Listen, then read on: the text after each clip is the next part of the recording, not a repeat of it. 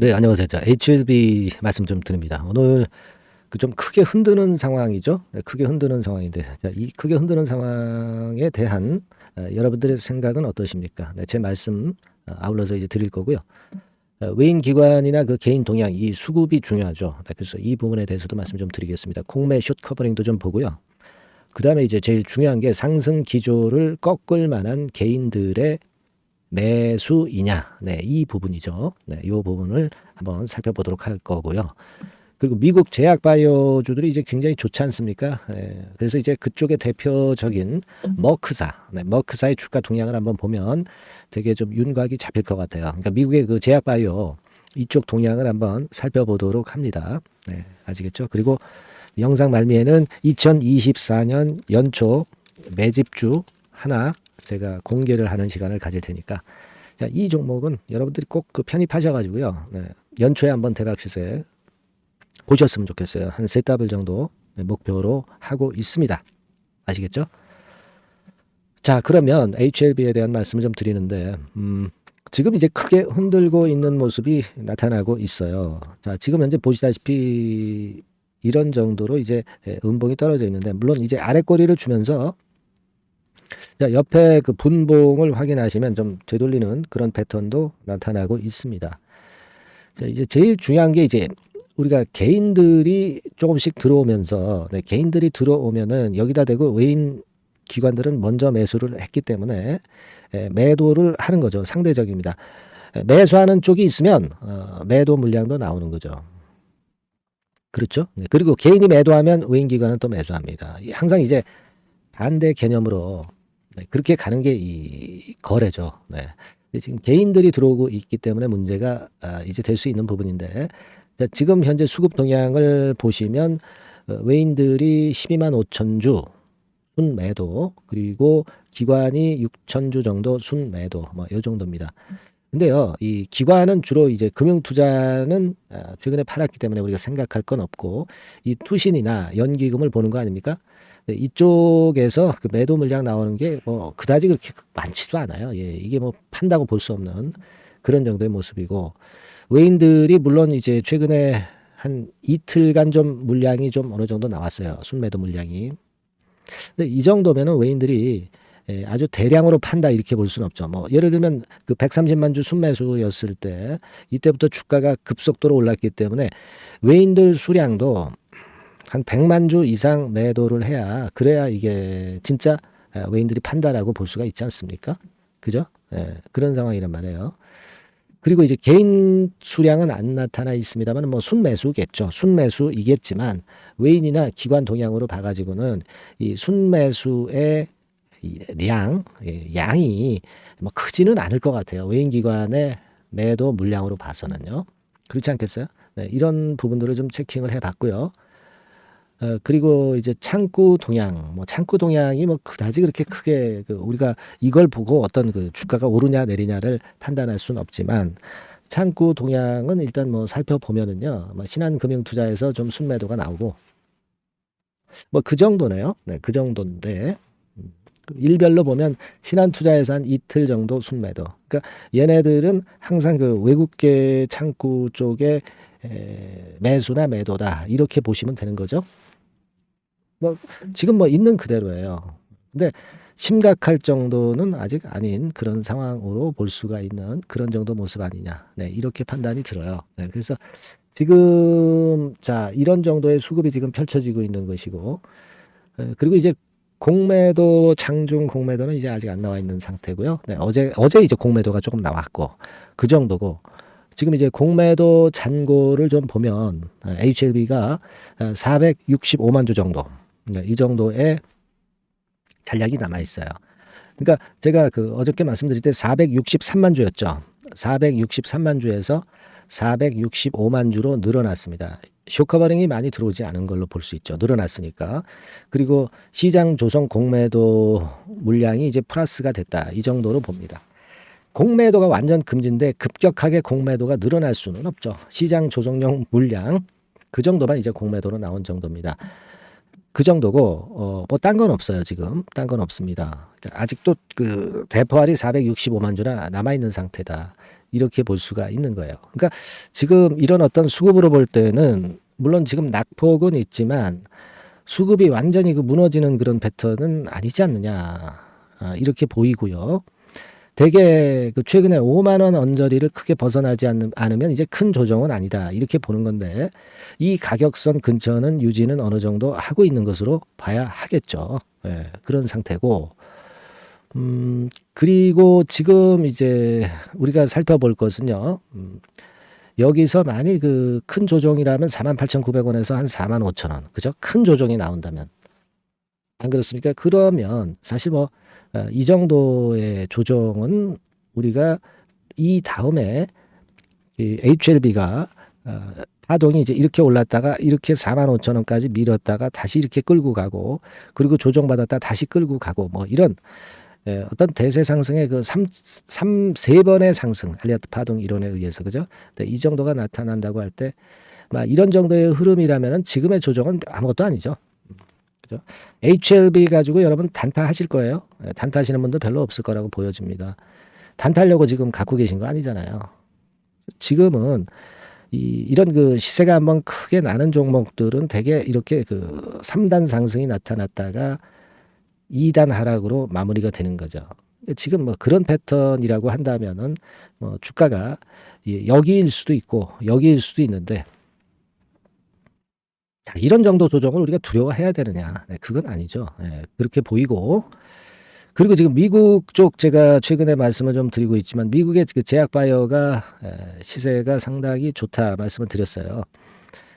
그래서 제약 바이오 쪽 섹터 흐름을 좀 보면은요, 여러분 제가 점검을 좀 드렸지만 어제 같은 경우 제약바이오 섹터가 내려봐야 한 0.23% 내렸다. 이건 뭐 내린 것도 아니고 한 주간 단위로 볼 때도 지금 보면은 제약바이오 헬스케어가 1.7% 상승을 한 상태고, 그죠? 그리고 한 달 단위로 봐도 헬스케어 쪽이 5.77%로 최근 한 달간에 헬스케어가 주도를 하고 있는 주도 섹터예요. 주도 섹터입니다. 그죠? 네, 이걸 잊지 말아야 되겠다. 그 말씀을 좀 드리고 싶고. 그리고 우리가 그 1월 10일 날 JP 모건 헬스케어 컨퍼런스 이 건도 아직 살아 있고요. 아직 이 기간이 지나간 게 아니고. 그죠? 그리고 우리가 지금 이걸 한번 보세요. 여기서 보시면 헬스케어 쪽의 종목들이 되게 이제 여기에 이제 나타나 있잖아요. 그죠? 네, 헬스케어, 메디컬 디바이스, 다이어그노스틱 진단기기, 메디컬 쪽의 그 섹터의 종목들이 쭉 나와 있습니다. 그러면 여기서 우리가 머크사 있죠. 머크사 같은 경우가 아무래도 요게 우리가 주가 추이를 한번 지켜볼 필요가 있는데 이게 일간 차트입니다. 왜 이렇게 광고가 많이 뜨나 이거 그죠? 네, 이게 많이 뜨네요. 좀 성가셔서 좀 지웠고요. 이 흐름 자체가 여러분 살아서 지금 올라가는 추세가 계속되고 있죠.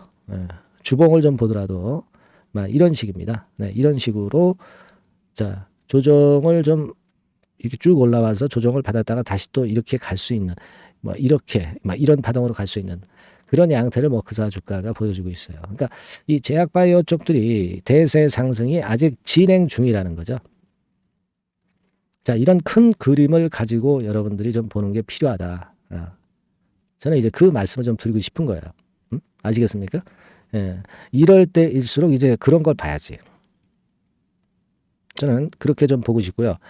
따라서 이런 부분들을 좀 생각하신다고 한다면은 지금 현재 상황은요, 우리가 크게 무서워하거나 두려워할 그럴 이유가 좀 없다. 네, 저는 좀 그렇게 보고 싶어요. 네. 무슨 말씀인지 이해가 가시죠? 네, 그런 맥락입니다. 그래서 제가 일단 뭐 장중에 상황이 이제 흔드는 패턴이라 여러분들이 또 불안해 하실까봐 잠깐 말씀을 좀 드렸고요. 여하튼 이 건과 관련해서 이제 HLB 같은 경우도 이제 외국계 창구 같은 데서 이제 참고 자료 같은 경우가 많이 와요. 뭐 이를테면 제가 일단 정보를 받는 쪽 이런 쪽들 여러 군데 이제 여러 군데가 이제 많습니다. 그 중에서도 지금 이런 것과 같이 매일 아침마다 장 시작 전에 좋은 자료들이 많이 옵니다. 여기서 뭐 물론 국내 증권사에서 직접 오는 것도 물론 있어요. 물론 발표 이전에 들어오는 정보입니다.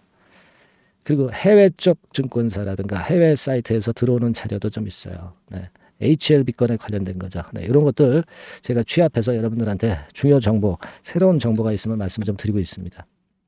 그래서 여러분들이 이런 정보 좀 받고 신속한 정보로 남보다 좀 빨리 앞서는 매매를 하시는 게 중요하다고 저는 봅니다. 이런 자료 제가 많이 드릴 수 있고요. HLB라고 상단 전화번호로 문자 주시는 분들한테는 이런 자료도 제가 제공을 할 거고요. 매매 사인이나 소통방 들어오게 하는 거 잘 알고 계시죠? 많이 문자 주셔서 이렇게 좀 흔들 때일수록 우리가 마인드를 잘 정립을 해야 될 것으로 그렇게 보여지고요. 일단 뭐 도움이 될 수 있는 자료를 보시면서 마음가짐을 좀 더 긍정적으로 가져가시는 게 중요하다. 저는 그렇게 보고 있어요. 흔들 때 사실 불안해서 물량 털리죠. 거기서 단탄력으로 나가 쪽박 찹니다. 오히려. 아시겠죠? 문자 많이 주시고요.